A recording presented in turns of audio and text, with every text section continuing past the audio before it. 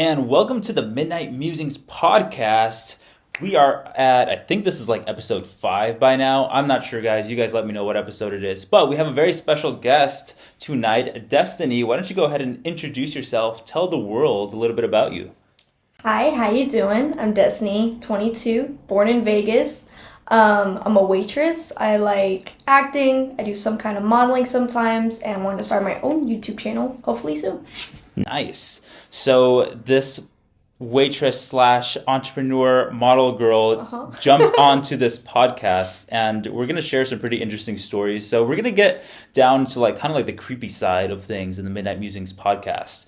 So I hear that you have kind of an interesting experience that you want to share. So why don't you just go off? I mean, give us some context behind it too. Like, don't just hit us right away. But yeah, let us know like what's going on. What's this creepy stuff that we need to be aware of?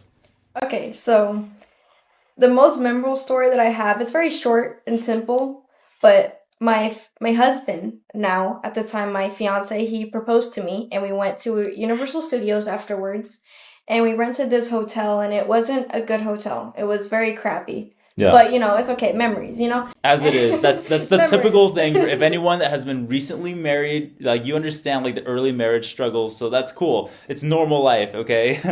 That's awesome. Okay, so... Makes it better. Yeah. All right. So far, it seems like a pretty good story. It's off to a great start. You guys are just chilling. Yeah. Recently married. Mm-hmm. What happened? So we were just goofing around, making jokes with each other, and then... My husband, he's very fit. He's very, he's very healthy for his age. He's muscular, he's tall, you know what I mean? He protects me like he should. Yeah, okay. But he's scared of paranormal stuff, and because I like scary things. Okay. So we were laying down, and then the bathroom light turned on, not off. It turned on, and you heard the click as if someone touched it, like hitting the plastic, like someone switched it on. We both looked at each other and we paused, and then we started laughing, and then he started scooting closer to me, and he said, "Go check it out." Yeah. And I just thought that was funny because I'm the small one, and he literally just tossed me off the bed and was like, "Go check it out." Yeah. So let's go check it out. I don't want none of this smoke, okay? Listen, usually the girls survive in these kind of movies, so Always he's going to give you the, final girl. So you know what I did? I walked into that bathroom and I squared up with the ghost, you know what I mean? And I said, "Throw it at me," you know what I mean? And I grabbed the toothbrush that was near it because, that's like the only object I had, I don't know. So I went in there and I was ready for it, and then I said, "Okay, well, nothing's here." I walked out, went back in the bed, and then the light turned off. On its own. What? So this ghost wanted some beef. He was like, all right, she thinks she's final girl. She has this final girl energy. Like, listen, like, I'm him. I'm the ghost. So I'm the goat. Yeah. So yeah, it just turned the light back off, and then he couldn't sleep. And I said, "Oh, that's okay. If it wanted to kill us, I already had done it." And then I just went to sleep. Yeah. And he told me he didn't go to sleep for like another 3 hours. I think that was pretty funny. So how did you guys handle this crazy situation? Like, did you immediately walking into the room, did you feel like some kind of bad vibes? Did the air feel weird, or was it just like all of a sudden just 0 to 100? Well, we felt a bad vibe because when you go in it, you can tell that this was like a motel kind of feel. Right. So there was that bad vibe. And then also, before we came into the hotel, and we came out to go get something from the clerk, a lady was there with her kid, and she's like, "Don't go in there. They have roaches and weird stuff in there." And there's like this fat one, and it was crawling all over my son's face. Jeez. She was just being so dramatic. Free advertisement for the hotel or the motel. So I was scared to sleep there because I don't like bugs. I worked with bugs before, but don't mean I like them. So I was scared to go back in there. And he was fine. He told me I was being a baby. And then the tables have turned because he became a big baby from the ghost, and I was fine. Yeah, you know what? Give it up to the gals, okay? Gals come in strong when it's needed. So, okay, I think that was so interesting, because when we see paranormal stuff, like, a lot of times we think, oh man, freaking a dish fell through the floor or whatever, like all this like dramatic stuff. But when you really think about it, like, you're just experiencing normal life, and you don't have all these like movie over the top experiences. Sometimes that's all it takes. Mm-hmm. Like, if something just flickers and it just like triggers something in your mind, and you're like, holy crap. Snap. Yeah. Okay, so like looking at this after the fact, like, how do you rationalize this? Do you think straight up ghosts, or do you think electrical issue, or what? Yeah, I did. I thought electrical. I was like, okay, this hotel's clearly poorly ran. Okay. They got giant roaches. Maybe one of the roaches did a somersault on the flick, and then it just turned off. I don't know. Maybe the roaches were messing with us because they heard us talking crap about them. Right. I was just thinking like, oh, it's just poor. This is like a poor ran hotel. We're only here for one night. Don't let it bother. I think the fact that I wasn't scared was because I was too busy laughing. Yeah. That I was my husband's protector at that moment. Yeah, I think that's the funny part about like ghosts, right? Because if you follow like I guess the majority of like ghost stories or whatever, like even movie tales, right? Like the concept is like if you fear it, like you give it more energy. So like if you try to laugh it off, sometimes that helps because the ghost is like, well, they're not afraid it's like of me. Women, we have emotional powers, you know what I mean? Like the women can just like send waves to them. Yeah, all right. All right. So I'm going to share a little bit of a scary experience that I had, and I think this is also like a spouse related thing, which I think it just makes it so fun, but at the same time creepy because it's like, listen, I'm not completely crazy, okay? Like I'm being validated right now. You're also experiencing this. So this was fairly recent. My wife and I got married. At that time it was fairly recent. And so I suffer from night terrors and paranormal experiences, and I have suffered throughout the majority of my adolescence. I usually now don't get it. Like it's been like 3 or 4 years that it's really gone down, and I've only gotten it a handful of times, which, funny enough, I just had a paranormal experience. It was like 2 days ago, leading up to this podcast. I was about to ask that. Yeah, I know, right? To give you an idea. Yeah, but at this time, kind of recently married, and she had never seen me have like an intense paranormal experience before up until that night. Okay, so, and this was weird because this was a first for me. Usually I have like a usual thing that I experience. This was different. Mm-hmm. So I have kind of like the experience that people imagine when you think of like sleep paralysis. So, you wake up, you're not fully awake though, but you're cognizant. You know what's going on around you. You can't move. Sometimes I would see like a cloud or some kind of dark thing. Sometimes I would hear little whispers like in different languages or whatever. So yeah, like I legitimately have had these experiences, okay? But like for me, I'm so accustomed to having them. It's like it's nothing out of the ordinary. Except this time. This time was weird. Even weirder. So once I finally snapped out of it, and it's interesting because my wife was awake at the time. I woke her up with my whispering. Like, because usually I will try to break out of it, but out of frustration, I say things. So I'll say like, "Help me," like, "God help me." Oh my God. And I'll say it, but I won't say it, but I'll like whisper it because it takes away like this paranormal experience takes away my ability to vocalize. So like my vocal box will be almost like shut down. I'll just like I'll barely be able to like mouth out the things. So she was seeing me mouth out the things. I would be scared. Yeah, pretty scary experience, okay? Listen, and then I finally broke out of it, and usually that's it. Once I break out of this sleep paralysis experience, I'm pretty much good. Like I go back to normal life and that's it. But it's pretty interesting because this time it's almost like and for people that aren't really like religious, like you have to understand the way that like people interpret kind of these things, right? For my interpretation, it's kind of like you have different layers of the world, and it's like these demons or spirits are kind of like another layer. It's kind of like an onion, right? So I felt that at that moment, even though I woke up and snapped out of it, I saw a little bit of a layer that I wasn't supposed to see, and it was kind of weird because I saw an entity that was around my blanket. When we were sleeping, and I woke up and I moved the blanket and stuff, and I saw this entity. Yes, but it wasn't anything that you would imagine, like a demon looking like. It was super weird. It was literally like different rays of colors. And it didn't have like a human form. It's almost like if you could imagine like we're looking at this thing. I know you guys can't see this, but we're looking at my screen, and then you can see the different waves from our voices. It was kind of like this, but different kind of colors, like weird colors, almost like this like messed up, trippy kind of electric rainbow looking thing that was kind of like floating around on top of the blanket. And that was really trippy because I was asking my wife, I was like, do you see that? It's moving around. And she's like, no, I don't see it. What's going on? And that moment I realized, I'm like, holy crap. Like I just broke through a little piece of the veil, but she didn't. And I'm seeing all this stuff. And the moment I looked back at her for confirmation, and I looked back, it was gone, just like that. So yeah, creepy stuff, man. I don't know. I don't think that was roaches. I don't know how to like accept that. Right? Freaking neon interdimensional roaches. I don't know.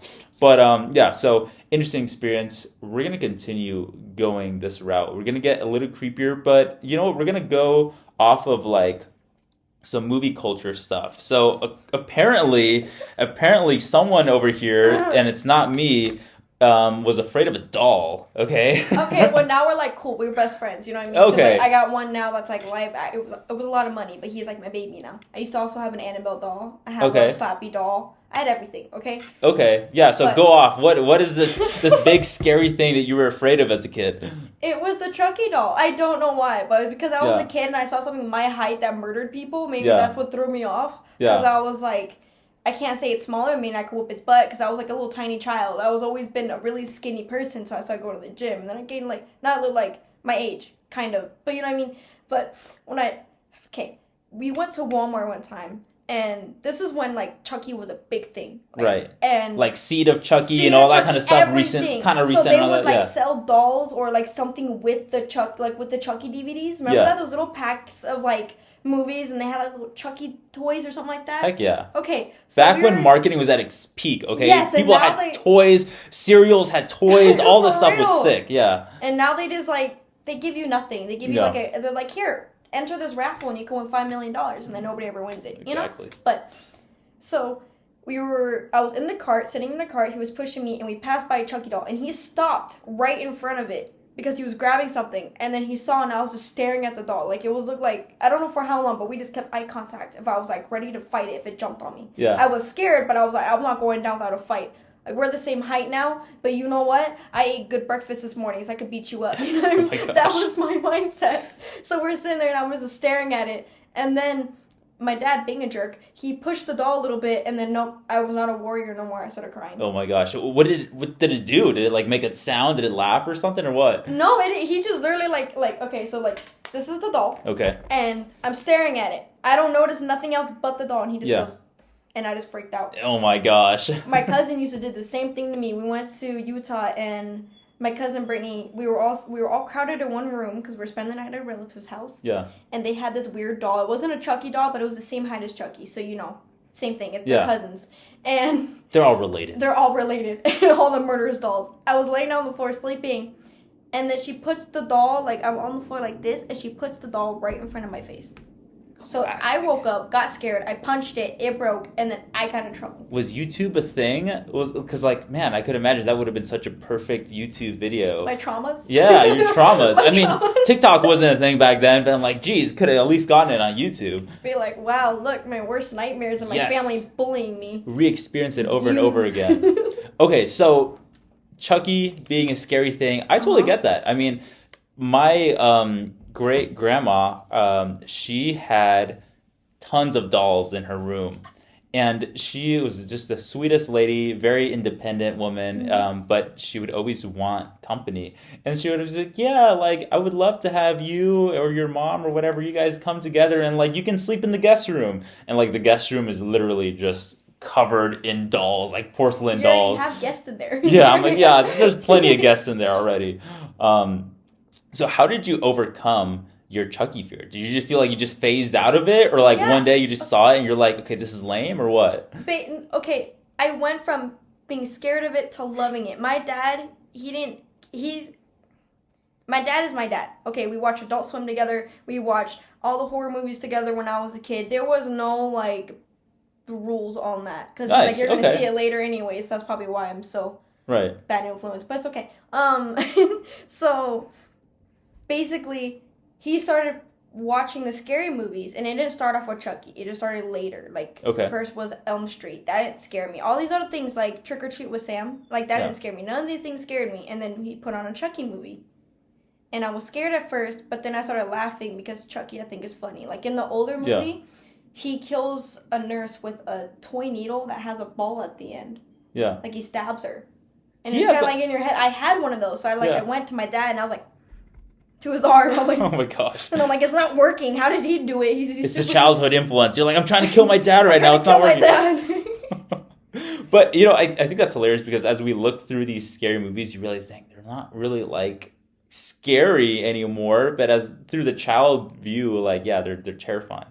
I remember I was really afraid of It the Clown for a bit.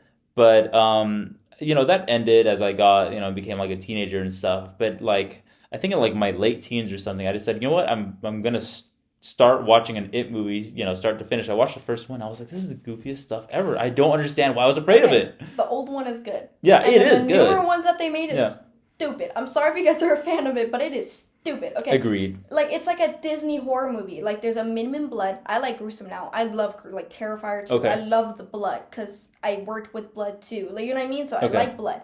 But it is so stupid because basically the whole moral of the story, if you were to summarize it would be evil clown comes out of sewer smelling like poo-poo, tries to kill all the kids because he can't fight the adults off, and the kids bully him, and he gets smaller and smaller into like a little toothpick. So he was a scary monster, and then the kids are like, you know what? No, you're a doo-doo head. And then they're saying that he was a doo-doo head, he just got small, and they could just like, bing, this needs to be like the Amazon review. Like, you guys see like the IMDb reviews, and it's like, yeah, I want to read this version of it. But yeah, I mean, I agree, and I think like, the second one, honestly, I fell asleep. Like the second new version, I was literally just sleeping in theaters. Like, when is it over? When do they get out of like the cave or whatever? The only good thing, like from I think it was the first one. I think it was the first one was the library scene with the little fat kid. That one was good. That was interesting. And I like the actor too. I think he's really good, really talented. Was perfect for it, but they just needed to like not make him get bullied and then go cry in the bathroom. You know what I mean? Like a lunch girl. Like he cried in the bathroom stall. Oh my gosh. Overall, It the Clown, not scary anymore, at least to me. Chucky, not scary, at least to you. That was funny. Is there any kind of character or thing that you see right now that you're like, man, this is still too scary for me? Or like you just completely overcome it all? I just can overcome it. I had my fair share playing with demons afterwards. Okay, so I guess this is a challenge to all movie directors, film directors that are watching this. Like, scare me. Scare her, all right? Scare me. We need something that truly terrifies Destiny, puts fear in her soul. Or if you need an actress who could scream, right here. There you go, exactly. Either one, you know what I mean? So yeah, you'll be acting in it, and then you'll read the script, and you'll continue to get more terrified and terrified. Yeah, I will watch my acting and get scared. Exactly. No, I love it. I think that's great. I'm promoting myself. Yeah, hit us up, hit Destiny up, okay? And with that, we're gonna go on a quick commercial break. We'll be right back.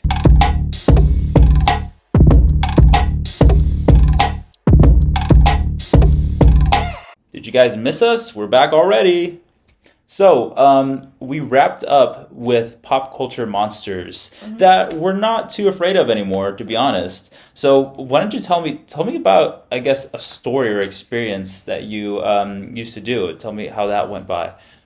You want to hear about me playing with demons? Yeah, go for it. Okay, so me and my friends/cousins, we went to church, and I don't know. We went to so many different churches. Okay. Islander culture, there's so many different. Like, there's mermaids. There's Mormons. There's Catholics. There's Christians. And we went to this one really big church. And I'm thinking it was a Mormon church. Because usually those are the ones that look like a high school. So they were huge. Everybody was over there doing something. Okay. And then the other half of the church was completely dark. Okay. And there was another church, I don't know what they're called, with the pews and all that in it. Right. Okay. So that's the part where like people take the bread and the water, right? With the pews and all that stuff. Okay. Cool. Really so there's that part. Yeah. And then there's just like the other ones that just look like small little office or classroom stuff around it. Yeah. Okay. So we went in there because we wanted to play. There was no lights, by the way. Yeah. And then I was like, hey, you guys want to play hide and seek? They're like, we don't have a light. And then exactly, that's the point. Yeah, exactly. Who wants to play hide and seek in a well lit room? Like, come on now. Boring. You know what I mean? And the only thing that was lighting up that room was a red exit sign. Okay. It was perfect. I was a horror movie fan, so that was like, if I get murdered in here, it's fine. You know what I mean? Like, I was okay with it. You know what I mean? Like, it's fine. Because imagine if I die, at my funeral, and you're like, how did she die? Well, she got possessed or murdered by a demon in a church facing an exit red. It's a movie. You know right? What I mean? It's like you almost made it. Yeah. I'll be famous when I'm dead. You know what I mean? I'm not famous now, but maybe I will be when I'm dead. So we were playing hide and seek, And of course, me being the jerk, I found the person who was the most scared. And I messed with them the most. You go with your first target. Okay, so I don't know if I asked you this, but how old were you in this story, just for context? I had problems at a young age. I was probably...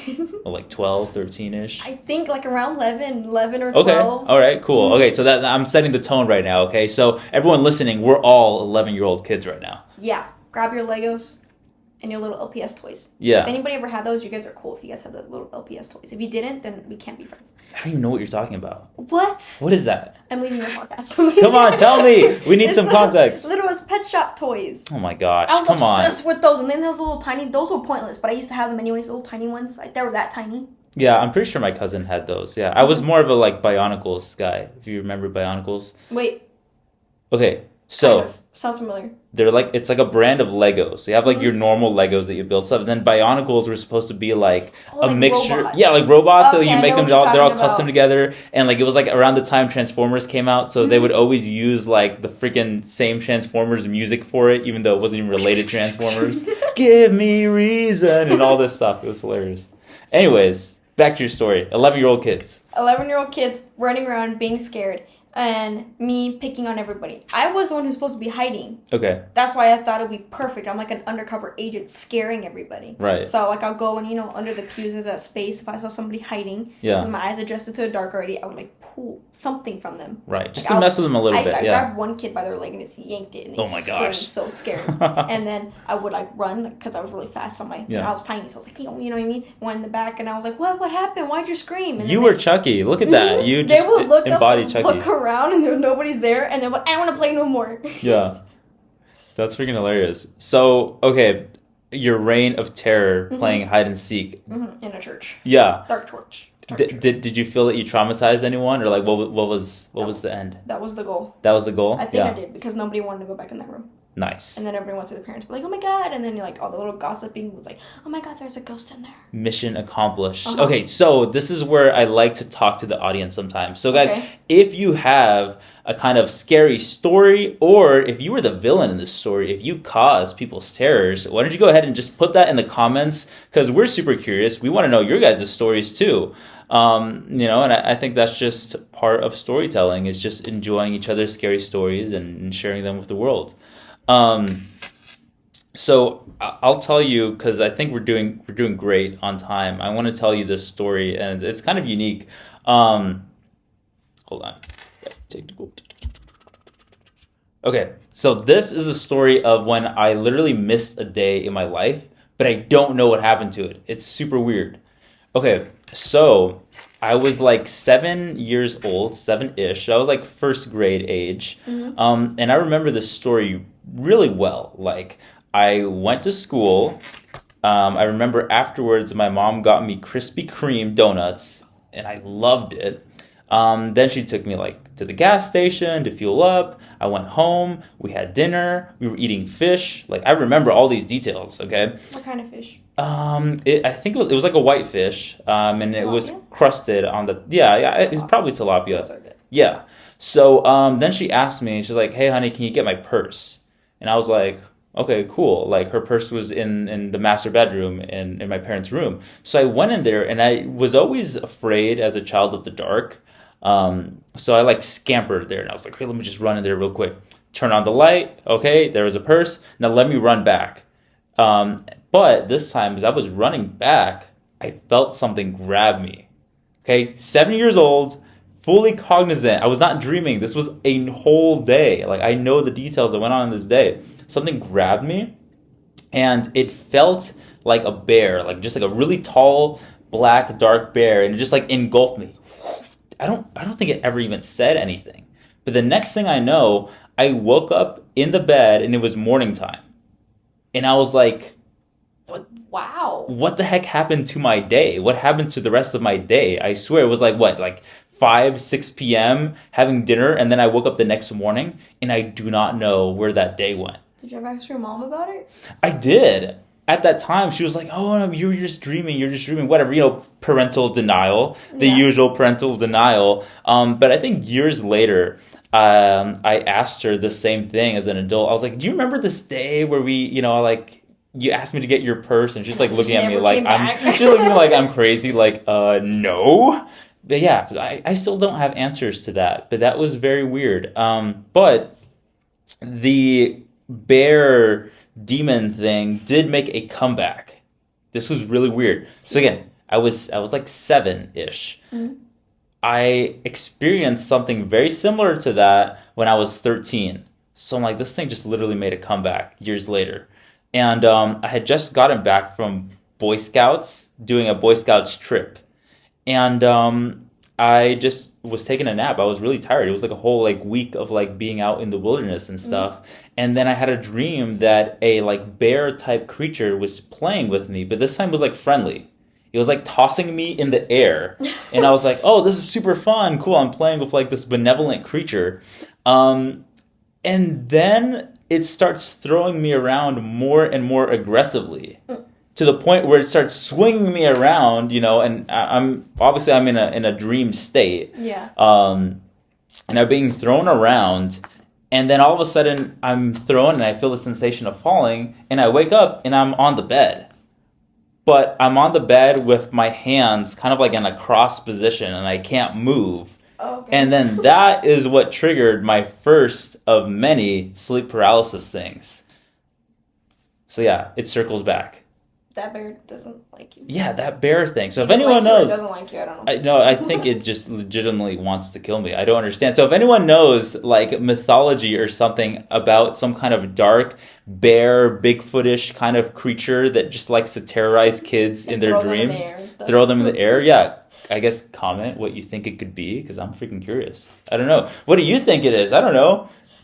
Okay, so I have always seen this figure. It's a silhouette of a dark man, very tall. Like he's just all around black. Is he the hat guy? The top. Okay. Why is that a thing that everyone sees? But I swear I'm not trying to get clout. I swear. Okay, so when I was a kid, shout out Top Hat Man.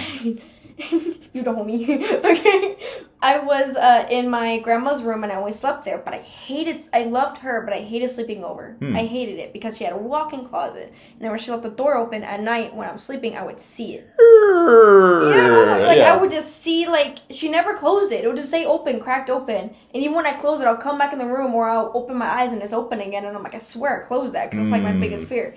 And I would I don't know if it was my mind playing tricks on me, but I would see it. And I would see it standing there. And then I have ulcerative colitis, so when I was younger, I used to have these episodes, which, you get really painful things. Like, it's really painful, and there's different kind of painful. Like, there's cramping, there's burning. Yeah. So, it was either the pain or there was a demon in that house. Yeah. But whenever I had an episode in her room, next to the bathroom, her bathroom in the closet, whenever I had an episode and I was in there, it always happened at night, I would see things. I would see, one thing I saw when I was near the toilet, puking and stuff, being gross, I saw M&M people walking in a, American hat parade. And I still remember... Okay, so, M&M people as in, the commercial M&Ms? Like, the commercials, yeah, just walking in a parade. And then another one was, it was, me in the hair, and, I was, the tail with the hair and the turtle. Okay. Just, running and stuff, and I was part of it. But then, there was, a dark thing of it where, if I wasn't doing it right, one of them would come kill me. What? And this is all while I'm, puking and having... So I'm fully awake and I'm in pain. My mind isn't on that. Okay. But I would just see these things. And I was like, okay, I guess this is a normal thing for colitis. You know what I mean? Because I was young. As I get older, I still do have episodes, but I never seen it again until I left her house. But it was always a tall figure. And then I went to school, in high school, I think it was my freshman year. And then I met this girl who had schizophrenia. Okay. And she cried blood. That scared me. But, she was really cool, though. I got used to it, the day after. Yeah. But, of course, when you're sitting down next to them in class, and you're like, hey, can you And I'm just watching, every horror movie ever. And she's like, okay, that's normal. And then she started drawing this figure that she says she always sees. And it was a Top Hat Man. No way. And this was, years later, and I just looked and I said, you see him? And she's like, well, yeah, he's right there. And I said, what the fuck? Why can't I see him? I used to see him, every night at that house. And then I didn't find out until later on TikTok about the story of the Top Hat Man or something like that. Yeah. And I was like, whoa, that's crazy. Yeah, it's weird how these things have, patterns and they affect people, And, for me, I do believe in the paranormal, but there's certain aspects of just mystery. And I'm like, okay, I guess it just will stay a mystery until I die. I don't know. But, yeah, this idea of recurring top hat man. There's also the jester people. I've So heard of people that that do, especially that do like shrooms and other types of like drugs that, you know, kind of enlighten you in a different way. They will see jesters a lot. And so it's kind of like this idea like are clowns actually evil? Like are we like the clowns that we see in like normal media and stuff, right?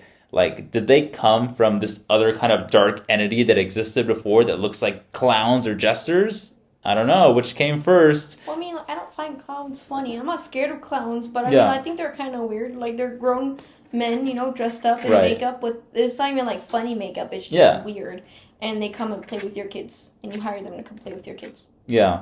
alone. That you that, don't like you that don't doesn't stand there, age you well. walk away. Yeah, I don't know. So I can get why people have fears of clowns. Yeah. Remember when that whole thing with like the killer clown thing when that was Right. happening? Yeah. Totally. I lived in like the ghetto and there was always cops there, and I was hanging out with the neighborhood kids. I was one of those bad neighborhood kids, you know, that was going around messing things up at like 12 a.m. And a car drove by, and then all I hear is everybody say, "Oh my God, it's a killer clown! It's a killer clown!" And he went like this to me, What? and I just thought it was hilarious. So I'm like, maybe it's just an ugly guy in a car. Guy is like, damn, you know what I mean? Yeah. You're always ugly, but you don't have to be that mean. I mean, when I think like clown, I never think of anything positive. Like I think it's weird. at best it's like weird neutral, but I never think of it as like something beneficial. Like yeah, well, when I see like a dolphin, I'm like, yeah, okay, it's a freaking dolphin. I love dolphins. Like that's a positive thing in the world. But if I just see a whole bunch of clowns, I'm like, I don't know how I feel about that. So I mean, okay, if you're listening to this right now and you are a current clown performer, listen, we have nothing against you, but you're kind of weird. So like, let us know, like, why are you a clown? Why do you enjoy it? And yeah, I guess you can jump on this episode. I don't know if I'll be alive after, but do your thing. But yeah, I mean, besides that, do you have any other stories that you want to share on this episode of the world? What is your message to the world? A message to the world? Yeah, what's your message to the world? Laugh at everything. I don't know how else to say it. It's just like, people spend so much of their time getting scared, getting mad at things, you know what I mean, always trying to find an answer, and I feel like you only live once, and sometimes you're never going to find that answer, especially for, like, scary things and stuff like that. Of course, if you're religious and all that, you know, do your cleansing, pray, you know what I mean, stuff like that, but don't ever, like, take it too hardly, especially if you ever have, like, things of getting embarrassed, or even if you're mad at somebody. The things that I learned is that I used to be a fighter in school. I was an aggressive little child. Okay. And now I kind of learned to just, like, laugh. And I found out that laughing at somebody who's being a jerk to you pisses them off more. Oh, yeah, totally. So you're not mad, but they're mad. And it's just, like, the best thing to get. So I just say laugh at everything. Laugh at when you're scared, laugh when you're nervous, laugh when you're mad. And it really helps you feel like you're in control of your emotions, and it makes you feel just more positive and happy throughout the stressful times and normal times. I like to be a jokester. I think the most important thing is laughter for happiness.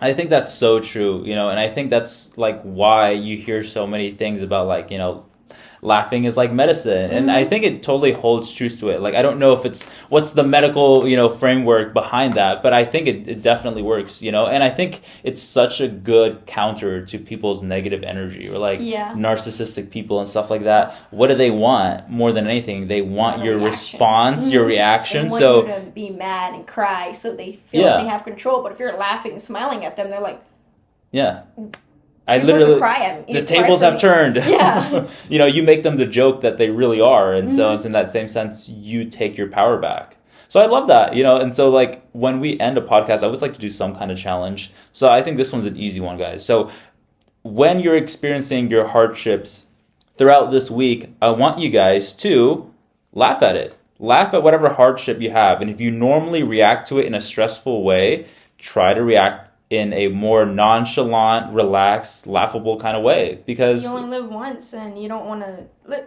Everybody's gonna have jerks in your life. Everybody's gonna. I hate to say it, but everybody kind of goes through the same thing. Of course, some people went through really bad things, like I did too, you know, as a kid. But it's just life is too short to take everything too personal, because then you hold a grudge for the next day. And as a server, you bring that energy to your table. So if one customer makes you mad, my whole tips are just going to suck because I'm just coming and bringing that energy. Yeah. And I just feel like if you laugh at everything off, you feel more confident, you're more happy, you have better relationships around you, and the negative people who try to take control of you don't do it no more because they realize it doesn't work. So. And I think, it totally has a domino effect too, because what may seem like a really small, insignificant thing for us to just be like, all right, cool, like I choose today to be in a slightly better mood. Mm-hmm. And if I see some random stranger, maybe I'll give them a smile, or instead of walking all dead faced like I normally do. But, maybe that smile is what gave that person that incentive to continue going on to the next day. Maybe they're having some really dark thoughts and maybe thought, oh man, someone smiled at me today. So it's like make jokes. Yeah, make a joke or something. Make or jokes in tough laugh situations with someone. like I do. Whenever I'm mad or in a tough situation, I just make the funniest jokes and then makes other people laugh around me, and then I'm laughing at my own joke because other people are laughing and I'm not mad no more. Like if I have a mean customer, I'll crack a joke and then other people will laugh and be like, you think of the weirdest thing, and then I start laughing. Yeah. And then I'm like, okay, well, now I'm in a good mood because I'm goofing around with my coworkers. Problem solved, guys. Problem solved. It is a lot easier than you think. So with that, thank you so much for joining us and listening to our craziness, and hope to see you guys next time. Thanks for joining Midnight Musings Podcast. Peace.